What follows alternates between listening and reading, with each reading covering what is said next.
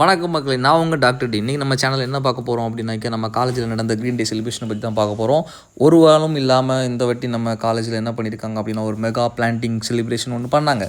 அதில் நம்ம ஸ்டூடெண்ட்ஸ் எல்லாருமே சூப்பராக பார்ட்டிசிபேட் பண்ணியிருந்தாங்க. நிறைய ட்ரீஸ், நிறைய ஃப்ளார்ஸ், நிறைய வெரைட்டிஸ் ஆஃப் ட்ரீஸ் எல்லாமே வந்து டொனேட் பண்ணியிருந்தாங்க. நம்மளும் டொனேட் பண்ணிட்டோம், நம்ம டிபார்ட்மெண்ட்லேயும் எல்லோரும் டொனேட் பண்ணிட்டாங்க.